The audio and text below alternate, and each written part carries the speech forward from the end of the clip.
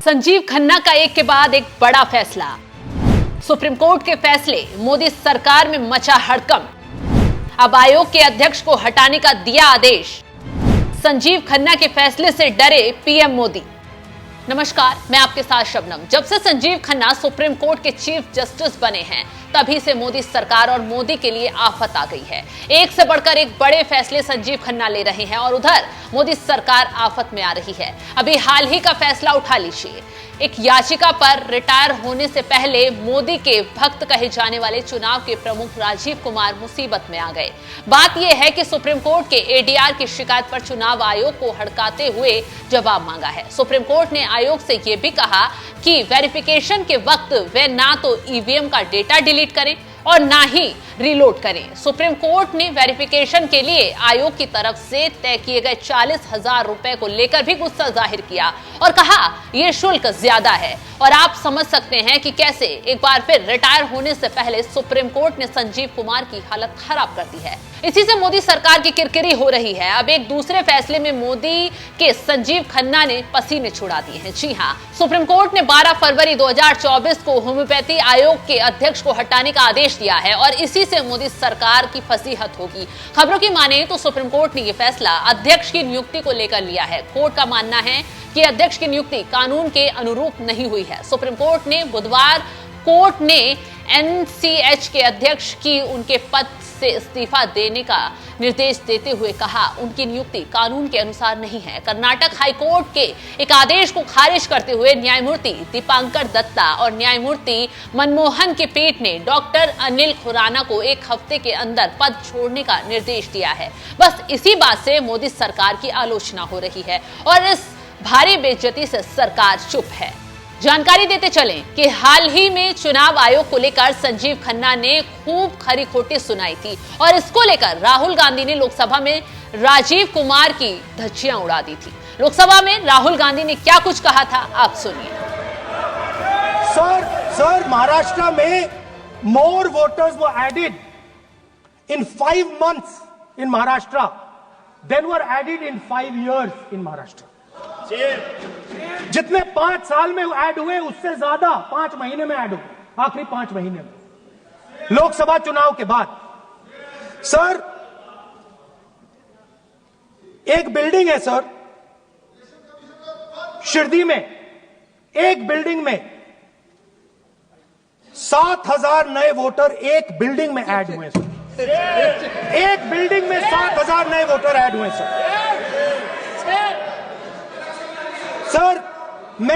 मैं कोई आरोप नहीं लगा रहा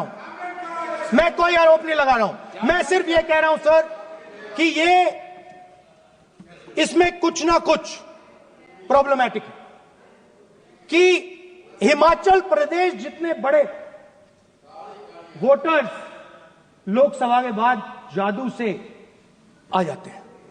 अब हम क्या कह रहे हैं, हमने इलेक्शन कमीशन से रिपीटेडली कहा है कि हम आरोप नहीं लगा रहे हैं। आप एक काम कीजिए, हमें लोकसभा की वोटर लिस्ट दे दीजिए, नेम, एड्रेस और इलेक्ट्रॉनिकली दीजिए, और विधानसभा नहीं है। नहीं सर, नहीं। स्पीकर सर, वो सब वेबसाइट पे रहती है, सब जानते हैं, कभी भी कोई निकाल सकता है। स्पीकर सर, मैं समझा देता हूं सर। स्पीकर सर, वो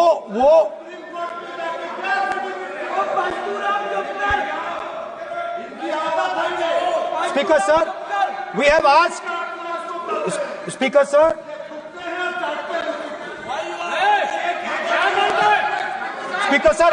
we are asking this question,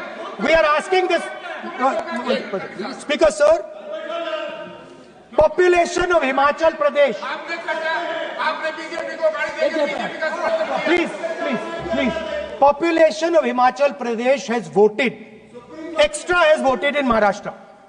We are saying to the election commission, please give us the names and addresses and polling booths of all the workers in the Lok Sabha and all the workers in the Vidhan Sabha so we can calculate who these new workers are. who these new voters are. Interestingly, Interestingly, the new voters are mostly in the constituencies that the BJP has swept. तो सुन लिया आपने क्या कह रहे हैं। इसके ऊपर से सुप्रीम कोर्ट का निर्देश आप देख लीजिए। यही सब चल रहा था कि अब मोदी सरकार के एक और फैसले पर कड़ी प्रतिक्रिया के साथ सख्त निर्देश देते हुए सुप्रीम कोर्ट ने इज्जत की धज्जियां उड़ा दी हैं। ENCH के मामले पर फैसला सुनाते हुए पीठ ने कहा, प्रतिवादी को तत्काल अध्यक्ष पद से इस्तीफा देना चाहिए। तत्काल से हमारा तात्पर्य आज से 1 सप्ताह के भीतर है, ताकि वह अपना कार्य पूरा कर सके। हालांकि इसमें वित्त से जुड़ा कोई भी नीतिगत निर्णय शामिल नहीं है। अध्यक्ष के पद की नियुक्ति के लिए नई प्रक्रिया शीघ्र शुरू की जाए। तो अब आप समझ सकते हैं कि कैसे एक के बाद एक फैसले से संजीव खन्ना मोदी को परेशान कर रहे हैं। जानकारी देते चले तो सुप्रीम कोर्ट ने यह आदेश डॉक्टर अमरा गौड़ा एल पाटिल की ओर से दाखिल याचिका पर दिया है, क्योंकि अमरा गौड़ा ने डॉक्टर खुराना की नियुक्ति को चुनौती दी थी। पद के लिए आवेदक पाटिल ने इस आधार पर नियुक्तियों को चुनौती दी थी कि खुराना के पास राष्ट्रीय होम्योपैथी आयोग अधिनियम 2020 की धारा 4(2) और 19 के तहत अपेक्षित अनुभव नहीं है। लेकिन नियम को दरकिनार करते हुए मोदी सरकार ने उनकी राष्ट्रीय होम्योपैथिक आयोग का अध्यक्ष बना दिया, जिसके बाद अब भारी किरकिरी हो रही है। फिलहाल इस खबर पर आपकी राय क्या है, कमेंट कर जरूर बताएं।